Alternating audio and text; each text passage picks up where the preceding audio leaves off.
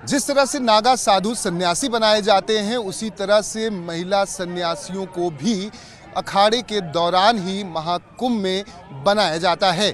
आपको बता दें कि यह जब तप तपस्या और कठोर तप करती हैं, गुफाओं में जाकर, मंदिरों में जाकर, नदियों के किनारे, उसके बाद इन्हें अपने गुरुजनों की सेवा करनी पड़ती है। और इसमें एक लंबा अंतराल होता है, जहां पर 12 सालों तक तपस्या करने के बाद यह पूर्ण रूप से सन्यासिनी बना दी जाती हैं, जहां यह अपने रिश्तों से, अपने अन्य रिश्तेदारों से दूर रहती हैं, मोह माया से यह दूर रहती हैं और समाज के लिए, देश के लिए, सनातन धर्म के लिए यह कार्य करती हैं। आपको बता दें कि यह महिला सन्यासी भी शास्त्र के साथ शस्त्र में भी निपुण होती हैं और इन्हें अखाड़े के बीच में ही सौगंध दिलाई जाती है, अलग अलग शास्त्रों का अध्ययन कराया जाता है, जिसके बाद यह पूर्ण रूप से सन्यासी बन जाती हैं। माता जी, सबसे पहले आपका शुभ नाम और किस अखाड़े से जुड़ी हैं इसके बारे में। मेरा नाम साध्वी अर्चना गिरी श्री महंत हूँ। श्री पंचनाम सन्यासिनी अखाड़े में जुड़ी हुई हूँ, सन्यासिनी जूना अखाड़े में। माता जी, अब जानना चाहेंगे आपसे कि नागा महिला सन्यासी कैसे बनाई जाती है, क्या कुछ इसकी विधि होती है और कठोर तपस्या के बाद ही, गुरुजनों के आशीर्वाद के बाद ही किसी महिला को नागा महिला सन्यासी बनाया? हाँ जी, इसकी पूरी विधि बताइए। देखिए, हमारी परंपरा, जो हमारे सन्यास की परंपरा है, वो बहुत ही कठोर परंपरा है। सन्यासी जिसका राजयोग होता है वही बन पाता है, और सबके भाग्य में सन्यासी बनना होता नहीं है। और सन्यास कोई छोटी सी वस्त्र नहीं है जो कि धारण कर लिया जाए। सन्यास एक बहुत बड़ा जो है आत्मध्यान का केंद्र है। सन्यासी बनने के लिए 12 साल तो सबसे पहले गुरु लोग जो है परीक्षा लेते हैं। साधु हो या साध्वी, 12 साल गुरुओं की सेवा करनी पड़ती है। 12 साल सेवा करने के बाद अगर वो परीक्षा में पूर्ण तरह से सफल हो जाती है, चाहे संत हो या साध्वी, पूर्ण तरह से सफल हो जाती है, उसके बाद ही उसको पंच संस्कार कराते हैं। पंच संस्कार 12 साल सेवा करने के बाद, पंच संस्कार कराने के बाद फिर जो है जब महाकुंभ आता है, 12 साल में जब महाकुंभ आता है, महाकुंभ में ही सन्यासी बनाए जाते हैं। पूर्ण तरह से जो संस्कार होता है वो सिर्फ महाकुंभ में हो सकता है। महाकुंभ में संस्कार होने की प्रक्रिया सुबह जो है, अभी हमारे पहले संस्कार हो चुके हैं, दूसरा संस्कार आने वाला है। पहले जब संस्कार में हमारे सबसे पहले जो है 24 घंटे बगैर अन्न जल का भजन करना पड़ता है, नारायण भगवान महादेव का नाम जप करना पड़ता है। उसके बाद जो है, मतलब ये कठोर साधना, मान ली इतनी ठंड है, ठंड के बावजूद भी किसी को अगर एक वस्त्र में बैठना पड़ जाए अगर खुले आसमान के नीचे, तो वो कठोर तप ही मानिए आप। सांसारिक मोह माया से परे होने के लिए ही कठोर साधना करनी पड़ती है।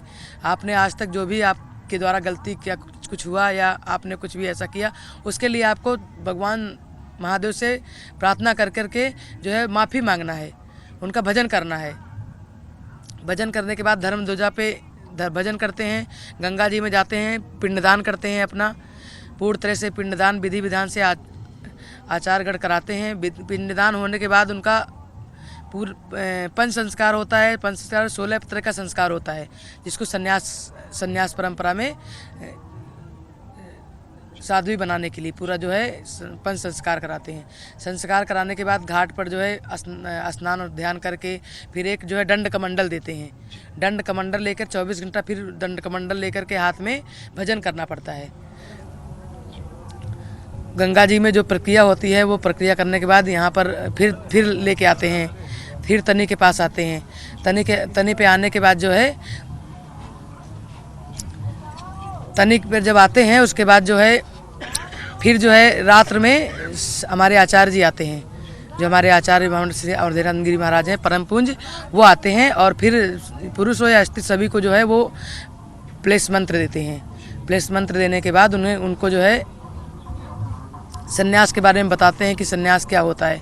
सन्यास जो है बहुत ही कठिन मार्ग है, और सच्चे हृदय से अगर सन्यास धारण किया जाए तो इससे बढ़ के दुनिया में कुछ नहीं है। कहा जाता है कि शिखा गुरु का काम शिखा तैयार करना होता है। बिल्कुल जी, सन्यास लेने के बाद एक बार ही जब पूरा मुंडन हो जाता है, उसके बाद अगर जो चाहे तो पूरे दिन हमेशा मुंडन करा के रखे, जो ना चाहे तो आजीवन उसको बाल में कैंची नहीं लगाना पड़ता है, आजीवन उसकी शिकाएँ तैयार रहती हैं। फिर किस तरह से पिंडदान कराया जाता है, जो अपने पुश्तों का भी बलि जी जी 16 तरह का पिंडदान कराया जाता है, अपने पूर्वजों का, सारे समस्त घर परिवार का, अपने जो भी आपके रिश्तेदार नातेदार सभी का पूर्ण तरह से, और स्वयं अपना भी पिंडदान करना पड़ता है। इसमें सेवा जो होती है किस तरह से ईश्वर ने फिर महिला देखिए, अब हमारी जो दिनचर्या होती है, सुबह हम भजन करते हैं, सुबह मुहूर्त में उठते हैं और भजन करते हैं, साधना करते हैं, तप करते हैं और सनातन का प्रचार प्रसार करते हैं, यही हमारा संकल्प होता है।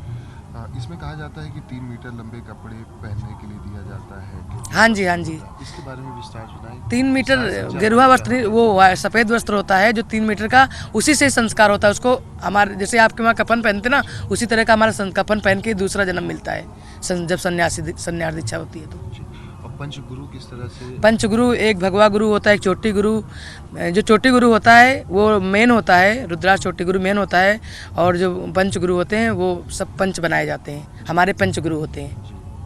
किस तरह की जो रात में जो है हम आते हैं जब, तो हमारे गुरु लोग जो है चोटी काटते हैं और क्या कहते हैं, फिर हमारे सुबह दक्षिणा बढ़ता है, क्योंकि आपके वहाँ बच्चा पैदा होता है ना, उसी तरह से हमारे गुरुओं को भी ये मानता है कि हमारे गुरु ने चेला बनाया तो उनको बच्चा पैदा हुआ, नया जीवन मिलता है। आपसे ये जानना चाहेंगे कि जो हम 6 से लेकर 10 साल या 12 सालों तक जो हम एक कठिन परिश्रम करते हैं, जब उसके बाद हमें संन्यास की दीक्षा दी जाती है पूर्ण रूप से, 6 से 12 सालों के जो बीच होता है उसमें किस तरह से गुरु की सेवा करनी होती है, उसके बाद ही हमें एक गुरु के आशीर्वाद से हमें बनाया जाता है। और कुंभ में, हाँ, गुरु के आशीर्वाद से कुंभ में ही बनाया जाता है, महाकुंभ में ही संस्कार होता है और अन्य जगह नहीं बनाया जा सकता।